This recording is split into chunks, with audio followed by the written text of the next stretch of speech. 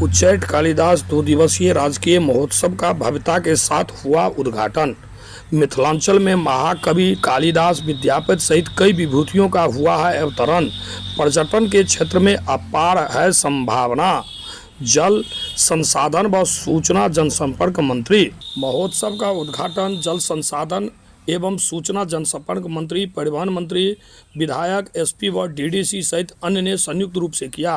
नमस्कार, मैं राजीव कुमार झा, आप देख रहे हैं न्यूज मिशन इंडिया।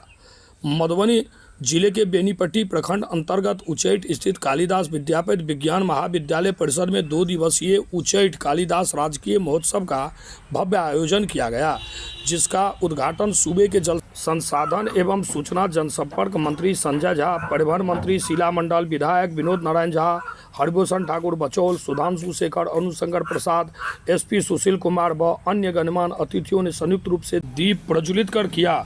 उद्घाटन सत्र के बाद उर्वशी ठाकुर के द्वारा मंगलमय दिन आज हुए पाहुन क्षेत्र आयल स्वागत गान की प्रस्तुति कर अतिथियों का स्वागत किया गया। इससे पहले विकास झा के द्वारा भगवती वंदना की प्रस्तुति की गई। वहीं सभी आगत अतिथियों का मिथिला की परंपरा के अनुसार पाग, दुपट्टा व मोमेंटो प्रदान कर सम्मानित किया गया। अतिथियों का स्वागत करते हुए डीडीसी विशाल राज ने कहा कि महान विभूतियों के संबंध में विस्तार से जानकारी देने के उद्देश्य से इस तरह का कार्यक्रम राज्य सरकार के पर्यटन विभाग के द्वारा आयोजित किया गया है। खासकर मिथिला की धरती विद्वानों की धरती रही है।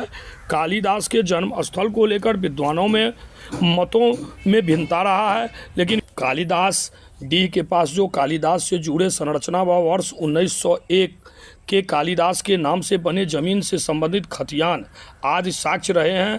करीब 30 साल पूर्व लिखे गए हेरिटेज ऑफ मिथिला से साबित होता है कि मिथिला ही कालिदास की जन्मस्थली रही है। इस दौरान जल संसाधन एवं सूचना जनसंपर्क मंत्री संजय झा ने कहा कि मिथिला की मिट्टी में गुण और संस्कार वही है जो कालिदास में मिला। मिथिलांचल में महाकवि कालिदास, विद्यापति, भारती, सीता आदि कई महान विभूतियों का अवतरण हुआ है।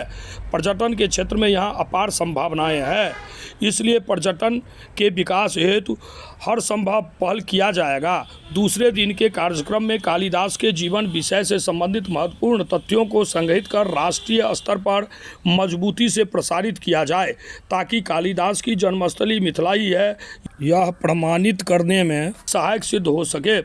हम सभी इसके लिए अपनी पूरी ताकत लगाने का काम करेंगे। उन्होंने मिथिला हाट व सिमरिया में हो रहे गेटवे ऑफ बिहार की विस्तार से चर्चा करते हुए कहा कि धार्मिक स्थानों को पर्यटन से जोड़ने पर रोजगार सृजन भी हो रहा है और इस दिशा में आगे भी काम करने की ज़रूरत है। वहीं शीला मंडल ने कहा कि कालिदास की पत्नी के साथ हुए विवाह से पूर्व शास्त्रार्थ के जरिए परीक्षा लेने का प्रसंग, उसकी काव्य रचना मेघदूतम के जरिए उनकी व्यथा आदि की चर्चा करते हुए कहा कि बिहार सरकार के मुखिया नीतीश कुमार ने इस महोत्सव को राजकीय दर्जा देकर मिथिला की संस्कृति व धरोहरों को विकसित करने का काम किया है।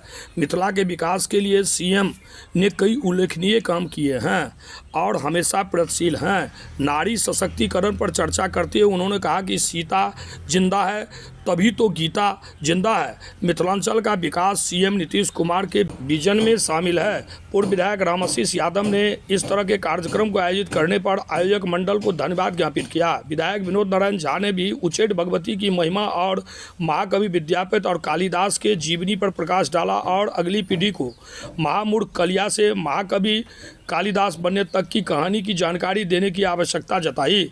उन्होंने कहा कि कवि कालिदास की तमाम रचनाएं उच्चैठ की धरती से ही लिखी गई, जो साबित करता है कि कालिदास की जन्म स्थान मिथिलांचल ही है।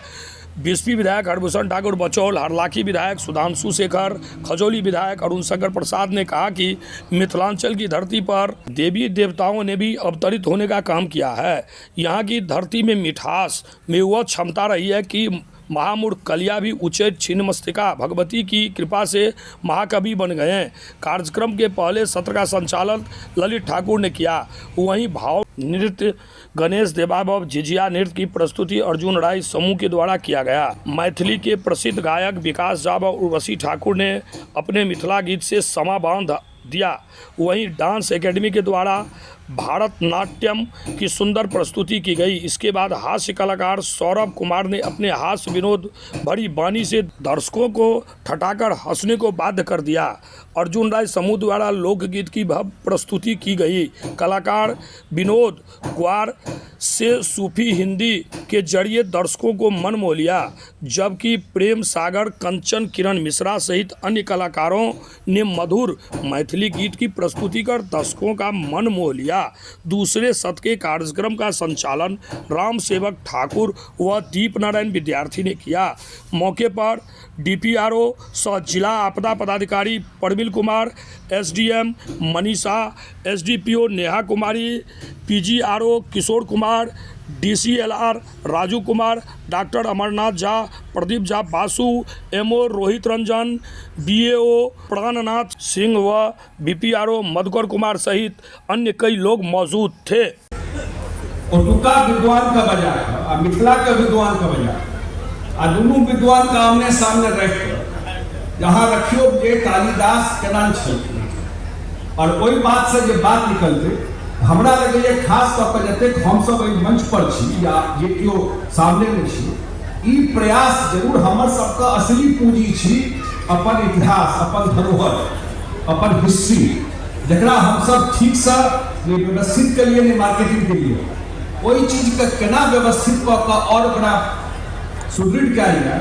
कई बार सरकारों के तरफ से जो प्रयास हेतै, हमहूँ सब जो पब्लिक लाइफ में छी और समाजों में आगू अयबाक छै, जे विद्वान छै या अन्य लोग जे समाज में छै, जे केना एकरा व्यवस्था कऽ कऽ और कालिदास खास कऽ कऽ ठीक कहलखिन विनोद बाबू, कालिदास का इशू का सेटल कर